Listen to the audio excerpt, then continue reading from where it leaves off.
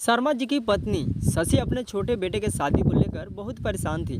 कितनी सारी लड़कियों की फ़ोटो देखी, लेकिन एक भी लड़की उन्हें अपने बेटे के लिए बहू के रूप में पसंद नहीं आ रही थी। थोड़े दिन शशि अपने बहन के घर एक गोद भराई के एक छोटे से फंक्शन में गई।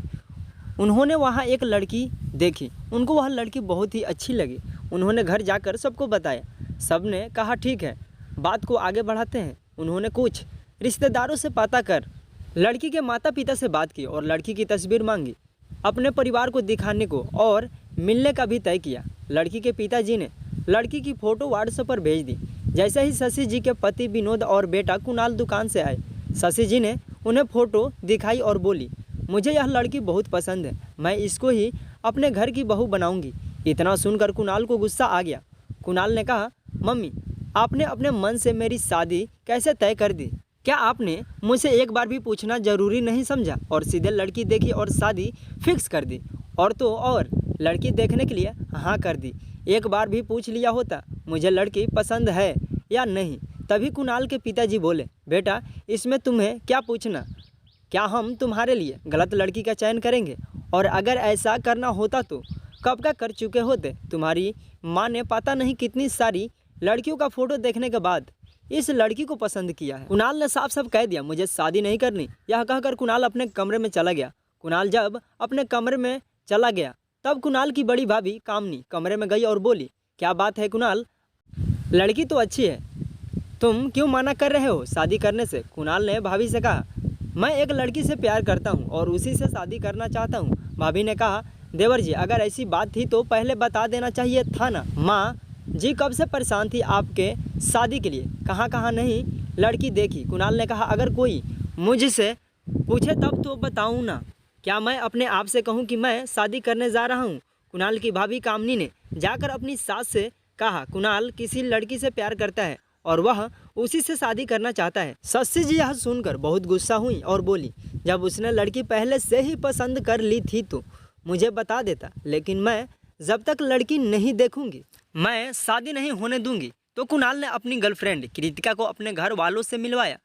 कुणाल के घर वालों को कृतिका पसंद आ गई। मिलने के बाद शशि ने कुणाल से कहा, देखो तुमने लड़की तो पसंद कर ली, हम साथ भी देने के लिए तैयार हैं, लेकिन बिना दहेज के नहीं करेंगे, इसमें तुम कुछ भी नहीं बोलोगे।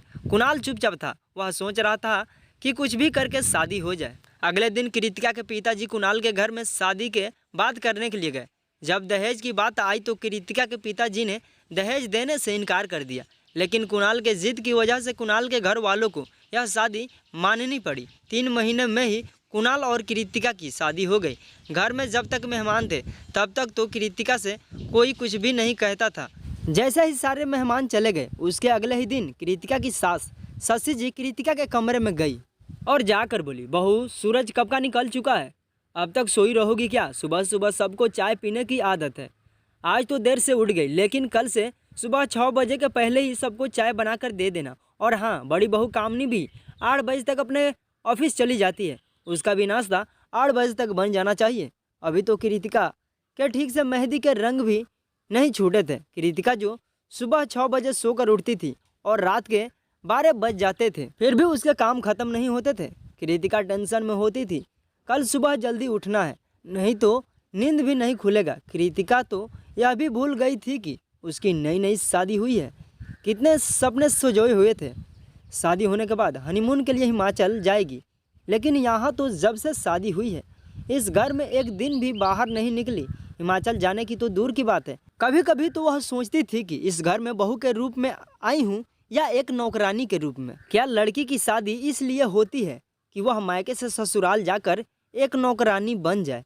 क्या क्या सपने सजाए थे कृतिका ने? कृतिका भी टीचर बनना चाहती थी, लेकिन अब उसे लग नहीं रहा था कि यहाँ रहकर वह पढ़ाई कर पाएगी, क्योंकि घर वालों के रंग ढंग देखकर तो यही लगता था। एक दिन रात में कृतिका ने अपने पति कुणाल से कह दिया, कुणाल ऐसा नहीं हो सकता कि हम लोग किसी दूसरी जगह रेंट पर घर लेकर रहें इसी शहर में, यहाँ तो मैं सुबह से शाम तक सिर्फ काम ही काम करती हूँ। कुणाल ने कहा, तो फिर तुम क्या करना चाहती हो? क्या तुम यह कहना चाहती हो कि मैं अपने माँ बाप से और भाई से अलग होकर कहीं और रहूं? इस दुनिया की सारी औरतें तो यही सब करती हैं। ससुराल में एक लड़की क्या करती है, घर की देखभाल, और फिर कामनी भाभी भी तो सुबह से शाम तक नौकरी करने जाती है और शाम तक आने के बाद घर के काम में हाथ बटाती हैं। कृतिका समझ गई थी कि अपने पति से कुछ भी कहना बेकार है। वह अपनी जिंदगी को अपनी नियति समझकर जीने लगी थी। आज सावन का पहला सोमवार था। कृतिका ने व्रत रखा हुआ था। उसने सोचा कि सुबह सुबह सबको नाश्ता कराकर थोड़ी देर आराम कर लेती हूँ, फिर लंच बनाऊंगी। अभी कृतिका बिस्तर पर लेटी ही थी, तभी कृतिका की सास की आवाज़ आई, बहू जरा 2 कप चाय लेकर आना, और हाँ, वह बेकरी वाला बिस्कुट भी लेकर आना। कृतिका ने सुबह से कुछ नहीं खाया था। पूरे शरीर में थकान हो गई थी और सर में भी दर्द से उसका हाल और भी बुरा हो गया था। लेकिन इस घर में कृतिका का दुख दर्द कोई भी समझने वाला नहीं था। कृतिका जैसे ही चाय लेकर अपने सास के कमरे में पहुंची, कृतिका की सास किसी मंदिर की घंटे की तरह जोर जोर से बजने लगी।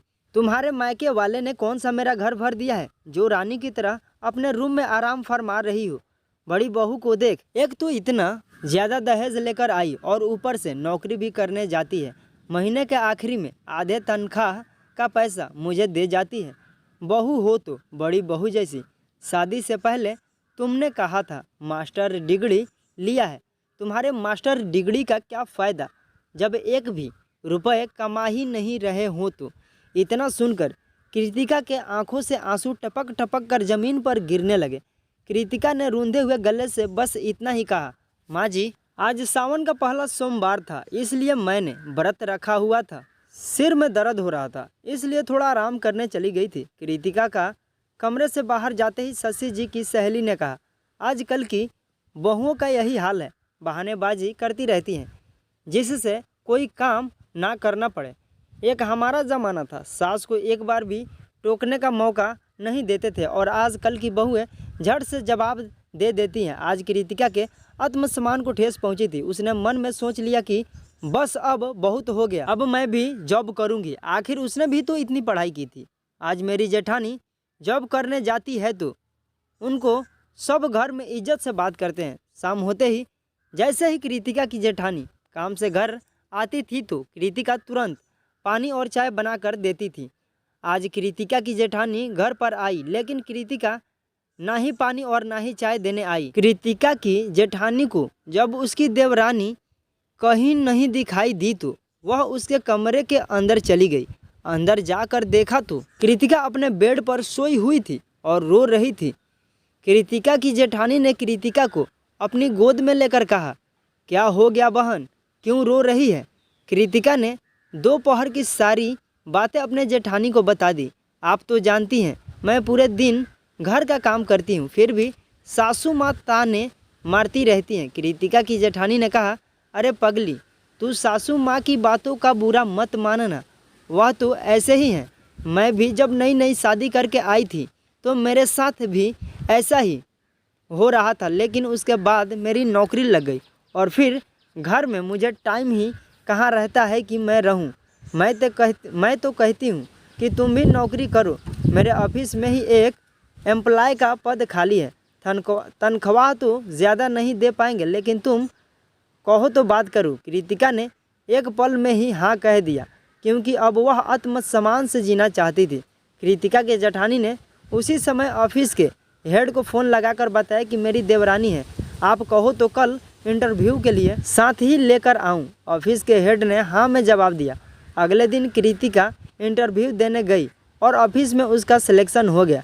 फिर क्या था, वह भी अपने जेठानी के साथ ऑफिस जाने लगी। कृतिका की जेठानी और कृतिका जल्दी जल्दी घर वालों के लिए नाश्ता बनाते और फिर एक साथ ही ऑफिस चले जाते। अब दोनों देवरानी और जेठानी मिलकर साथ रहने लगे। कृतिका को भी जितना तनख्वाह मिलती थी उसमें से आधे पैसे अपने सास को दे देती थी। अब उसकी सास भी कृतिका से सही से बात करती थी। आपको यह कहानी कैसी लगी हमें कमेंट के माध्यम से ज़रूर बताएं, और अगर अच्छा लगे तो शेयर भी ज़रूर करिए और साथ में चैनल को सब्सक्राइब ज़रूर कीजिए।